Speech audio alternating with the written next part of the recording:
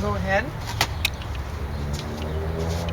You wanted to talk about hockey? Yeah, Hockey: A People's History by Michael McKinley.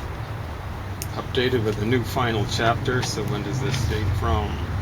2006, first edition. 2009, second edition. Maybe they've come up with a third edition. The people is, from what I can tell, Canadian. So it's not really that complete. Um, Interesting pictures in here, I suppose. Way too much coverage for the Toronto Maple Leafs. Um, you'd think the Toronto Maple Leafs were the most successful franchise in the NHL.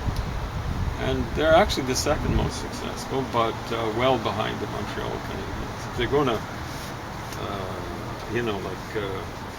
focus on Canadian teams, they really should focus on the Canadiens. But I think they should basically get complete coverage. There's a lot of Toronto players, featured.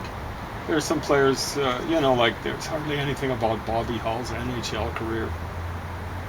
A little bit on his career once he jumped to the WHA for a bunch of bucks and stuff like that. Frank Mahovlich he seems to be featured more than Bobby Hull, and Frank Mahovlich wasn't quite the impact player that Bobby Hull was. He could have been, but he had a little trouble with his psychology. I'm told by a guy who was in spring training with the Toronto Maple Leafs that Frank was not a very nice guy to rookies and stuff like that. Which is weird, why would he, if he had troubles with his coach, punch him lap and stuff like that, why would he be a bumhead to other people? So, anyway, here's Stan Mikita doing a curved blade early on. He's the guy who theoretically invented the curved blade. There's a fair amount of Gretzky in here.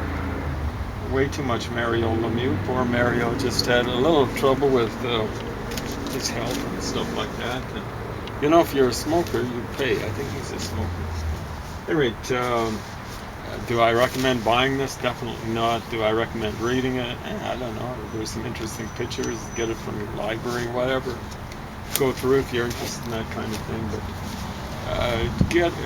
be prepared to have a lot of Toronto Maple Leaf stuff kind of shoved down your craw. And the big trouble is they have a lot of stuff like from the 70s. Who wants to know about the Leafs from the 70s? They didn't win any.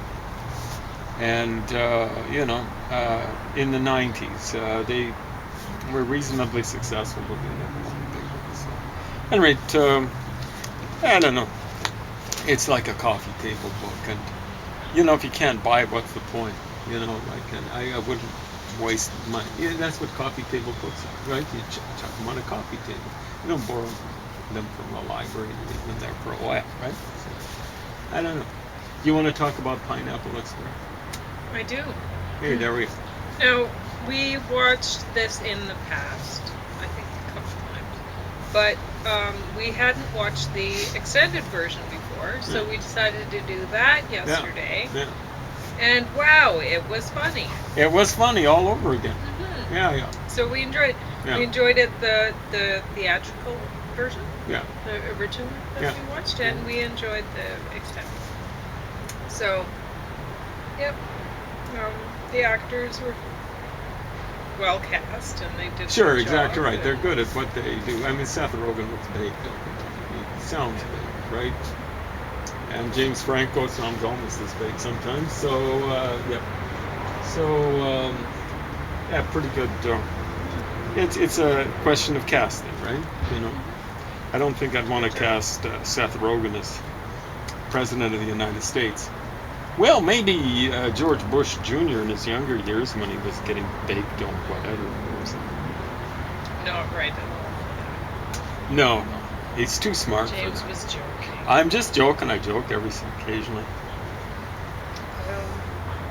Yeah, I highly recommend everybody watch this. We bought it.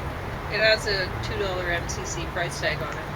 We probably got it at a half price sale, I'm guessing. Oh, it's that was our policy. Yeah. Back in the day when we went to those kind of places. Yeah, but we hang away from those we places were now. running into trouble for a while and buying empty cases from there, and that got Yeah, expensive. that wasn't so much fun. Yeah, that was not great. Gonna have to do. But anyway. Sorry about that, folks at home. I didn't want to be spilling it over. Yeah, I'm gonna have to do it again. Do you have any more COVID news, or am I just gonna turn this off? Oh, Oh. you know, I want to give kind of like a sitting ovation to Dr. Dina Henshaw, or whatever her name is. Because it was, I think, yesterday. She was saying, she was taking people to task for talking about herd immunity. So, okay, because Dina Henshaw, you should have been talking about that a half a year ago. You really should have. But because we were taking people to task about it. And I understand there are a lot of people in semi-official positions who've been yipping and yapping about it, and it's absolutely shameful to talk about people as being part of a herd. And it's like pulling. You were the one who said it's basically about culling the herd, right? Yeah. There we go. So culling people who aren't fit. So anybody who says, who is pro herd immunity, is trying to encourage that. They're actually trying to kill people. They're trying to encourage people to kill themselves. Really. Well, exactly right. Go out there, you know, do your thing. And kill other people, I suppose, too. But to a large extent, you know, you can increase your odds by wearing a mask. It's better to have a double masking sort of thing where anyone you meet is wearing a mask as well, because you're wearing a mask. And, So, yeah, I was surprised to hear that. Pleasantly surprised, because I thought they'd never come around to it. CBC is finally changing their tune on things. Okay, so did you hear anything? So, can you think of another example? not offhand. Yeah. But I have noticed that they're a little more. They're not talking about so much about people being catastrophe spreaders or whatever, and You know, you might be right. yeah, they're a little more serious about it, and it's too late. Honestly, it's too late for that, because the CBC was trying to encourage people to not freak out about COVID and just wash they your were talking hands about and no moral big deal, panic, right? weren't they? Yeah. So when they were home, when people were home, and had the opportunity to listen to the CBC, all of a sudden, you know, if they overreacted or whatever, or reacted at all, about COVID, It's hard to reacted sensibly. overreact to COVID. They were being told that You're in a moral panic. Paranoid or whatever, Yeah, right? yeah.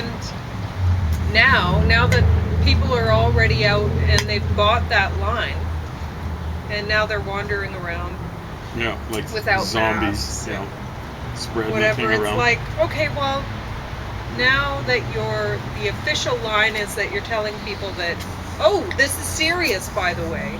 Now that we've let you all out to go get your haircuts and nails done in breweries. salons and go to microbreweries, because, I mean, There was a show today about they're Again, publicizing that's wonderful. a brewery somewhere, I think in Calgary, industrial areas.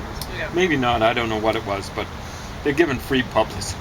Yeah. Wow, wrong message. But yeah, I think they have maybe turned a corner, a wee little corner or something like that. Yeah. But it's too late. You know, like people are, very often you shape a discussion or a conversation we got to have a conversation about this. Mhm. They say those kind of things. Conversation, and it's basically just a lecture. And now, I mean, the official talk, they're making it seem like, oh well, the public is underreacting to COVID, and it's Yeah, like, they're doing well, exactly oh, what irresponsible, what yeah. the official people told them to do. You know. They're doing that. So really, this is all on the government. This is all on them. Yep. And you know, like different governments have reacted in different ways, Mhm. but almost invariably, it's been the reactions have been inappropriate. Yeah. Anyway, enough said, I think.